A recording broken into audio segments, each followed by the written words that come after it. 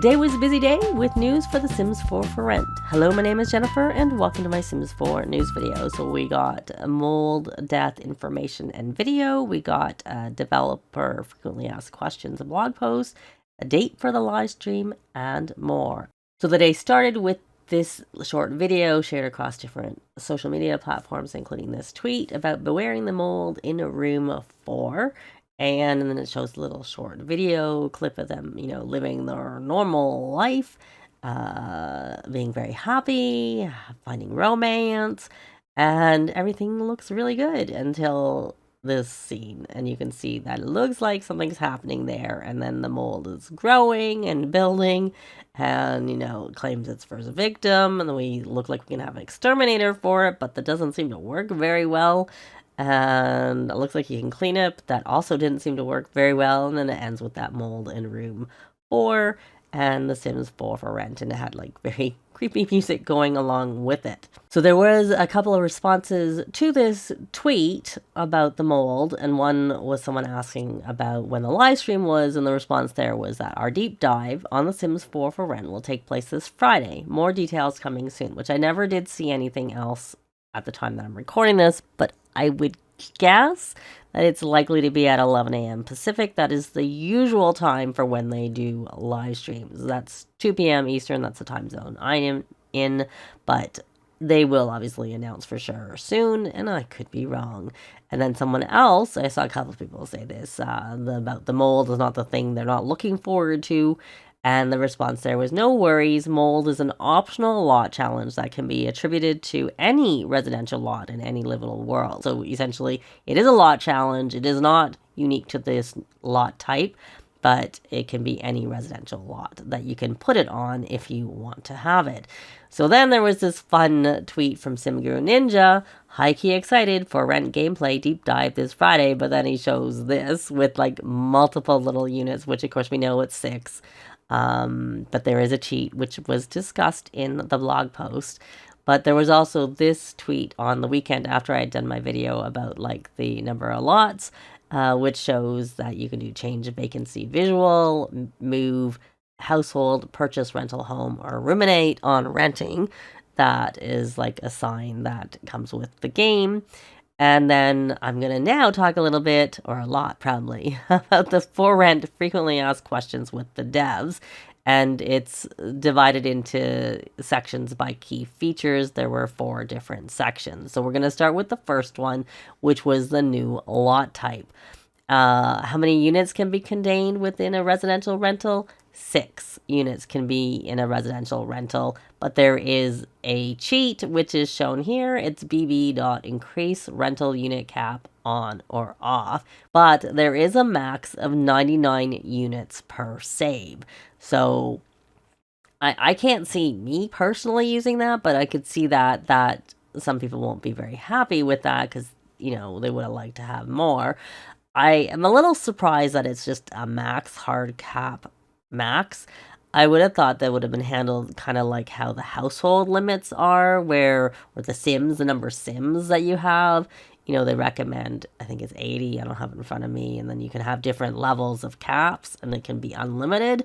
So I'm surprised they didn't do it in the same way, but perhaps it's just something that the game can't handle. It doesn't matter how strong your computer is. I don't know, but that's what they're saying here. So how many Sims can live in each unit? It's a full Sim household of 8 Sims in a unit. Are there loading screens when I want to visit another unit on the residential rental lot? And yes, there will be loading screens between units, but Sims from other units will use objects in the shared spaces so you can see some of the Sims. But if you had, just forget the cheat. So you had 6 units and you had 8 Sims in each unit. That's 48 Sims. Well, that breaks what you normally can see in a neighborhood unless you have a mod. So I don't think you're going to ever see all of the Sims if it was maxed out unless you have a mod that increases that. But that's just that's just with respect to that, seeing Sims from other units. I can't imagine that you're going to see them all at one time if you have a full max place. Can I easily swap between household units to play? And do I have to go to Manage Worlds? So you can go through Manage Worlds, as always, but they've added a new switch to household interaction on doors of their active residential lot. So you can switch to other units more easily. So you don't have to go to Manage Worlds for this type of lot. And can you build high rises like in City Living? And you'll be still limited to the existing build mode rules, including number of floors and wall height. So they're not changing that. Honestly, I haven't seen anything about what's coming in the game update that's preceding it. I guess we'll see in the live stream, but at this point, I'm not really expecting very much, because I would have thought if it was something, special, that we would have had some hint of it already. Where can't I build residential rentals? So Sulani waterfront lots, penthouse lots, which is a bit unfortunate, and vacation worlds and hidden lots. Jungle Adventure, Batu, Outdoor Retreat are the vacation worlds, but then your hidden lots are things like Forgotten Grotto in Oasis Springs, Sylvan Glade in Willow Creek, and then you have a couple from PAX Get to Work has like the 6am, and Outdoor Retreat has the Hermit. But you can't build in Vacation World anyway, so that's kind of irrelevant. Can I change apartments from City Living or Eco Lifestyle to the new residential rentals? And they're a brand new lot type with all new gameplay offered. And existing apartments in City Living or Eco Lifestyle remain unique and separate from those new residential lot types. But you can place them on lots from those worlds to add even more dimension and variety. But since you can't build on penthouse lots from City Living, which they touch on again below, that would mean that you can't really add it to too many, because there's only one residential lot that's on the ground in City Living, unless you turn some community lots into a residential rental lot, which you could obviously do. I know I wouldn't, but you can, obviously, but because I use those most of the time. So can I build a residential rental on a penthouse lot from City Living? No, they've already commented that above. They're special lots that will not work with this venue type. Penthouses and their functionality remain unchanged with the addition of for rent. So I did see a tweet by the Henford Hen, and they were like, well, why can't you? Because you can make them haunted lots and tiny residential, but you can't really make them tiny residential, because I actually went into like one of the smallest penthouse in City Living, and I bulldozed it, and it said it exceeded the size. So even though it's a drop down that lets you can't actually. So I'm just thinking it's just something to do with how they're built. It's like you can't put them on the waterfront lots for some reason. Same thing. You can make a waterfront lot a tiny lot, and you can also make it a haunted lot, one or the other. Obviously, they're independent, but you can't. So they seem similar in a way, to be quite honest, to me. And then the final question is, do new residential rental events happen on apartment lots? So they have added maintenance troubles as a new lot challenge that can be placed on any other residential lots, which obviously includes the apartments. And the new maintenance events, though, can only happen on residential rentals by default. So I guess we'll find out more in the live stream on Friday. So the second part is about property management. Can I own any other businesses with this pack? And the answer is yes. You can have other businesses as well as owning residential rental lots. And so, do the water heater AC units include gameplay? Do they work on other lots other than residential rentals? So there is gameplay associated with the water heater, electrical panel, AC unit, and the radiators. Some of these will have additional gameplay when used in conjunction with seasons. And I'm curious how they would work with like the thermostat that we already have that comes with seasons. Nothing obviously mentioned here. So these will work for all residential lots, but when used in residential rental lots, they will work for the individual units if placed inside them, or for all units if placed in shared spaces. So then the next thing was, can a unit on a residential rental be a business venue lot type? And residential rentals, a business in and of themselves, cannot be combined with other businesses. And does mold cause Sims to become zombies? And mold gameplay and associated deaths are very opt-in and easily avoidable, obviously, since it's a lot challenge. And so no zombie outbreaks are attached to this new death type and ghosts. So the ghost can't make it spread. It's essentially what I'm getting from that. Anyway, so then the third part is closer than ever. Will Sims snoop by themselves autonomously? So if Sims have the nosy trait, they will observe other Sims, but they will not find out any secrets. Are snooping Sims burglars? Will burglar music play?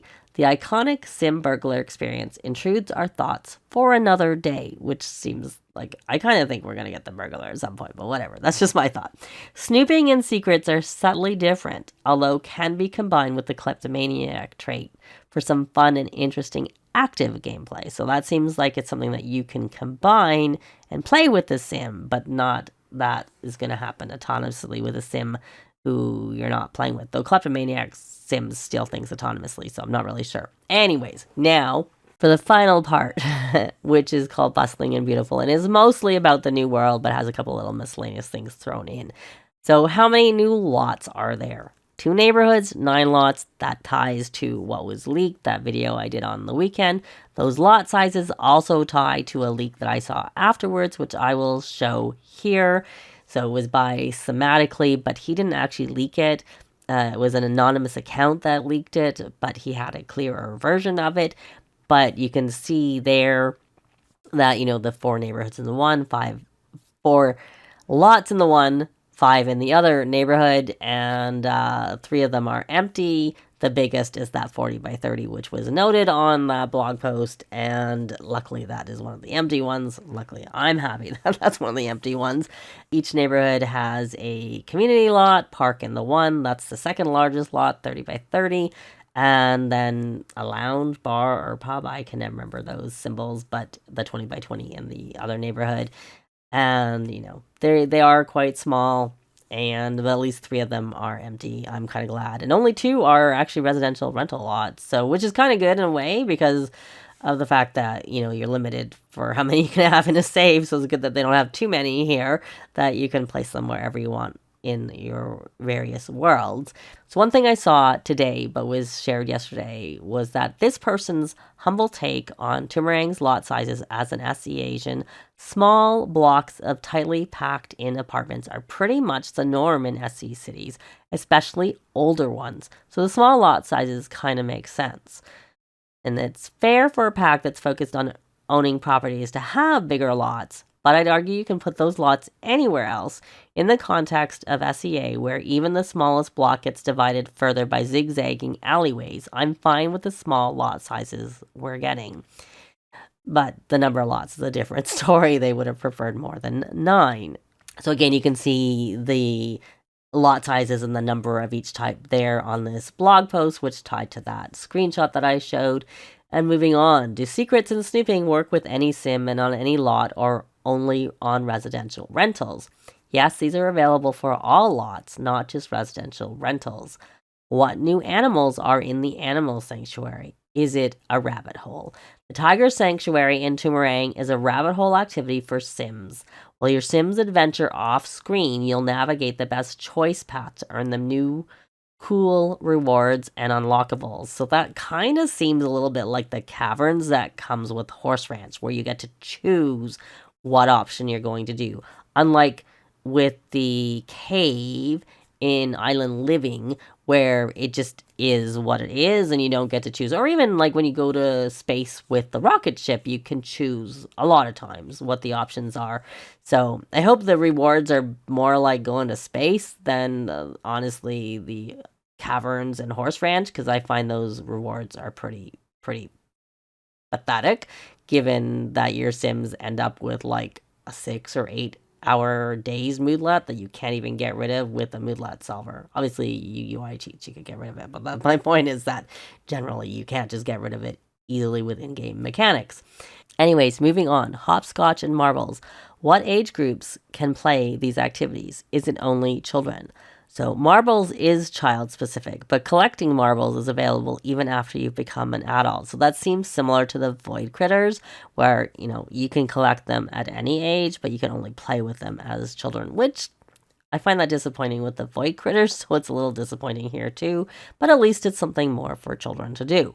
Hopscotch was designed for child Sims, but can be used by teens and up as well, so that's good, and I'll plan on putting them on all my park lots that I have. But anyways, then the final thing is, can I ride boats or in the tuk-tuk?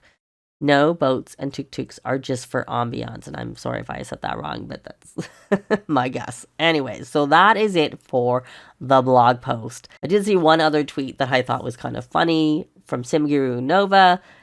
Yesterday, she said, "Happy Monday. I'm finished writing the patch notes for Rent." And this was SimGuruNinja's response, which was cute, but also confirmed that the patch notes at least are done, which means they should know what the bug fixes are. So I'm kind of wondering when we're going to get a laundry list, given that they've already written the patch notes, unless they've only written specifically for whatever the new thing that's coming and not the patch note section. I would have thought they would have written them all at this point, but I haven't seen anything about a laundry list, though, to be fair. A lot of times recently, it seems like we get the laundry list very close to when the update is coming. So perhaps we'll get a laundry list if we're getting one. Perhaps it'll be on Thursday. And just a reminder as to when the pack is coming out. It's coming out next Thursday, December 7th at 10 a.m. Pacific. There was a glitch earlier, briefly today, where it was showing December 5th in the AA app and online, but that has now been corrected. And yes, I am still sick. Maybe you can hear that in my voice, but I am getting better. So let me know what you think about everything that we learned today. I'd love to hear your thoughts on it in a comment down below. But that's going to be it for this video. Thanks very much for watching, and I'll see you next time. Bye!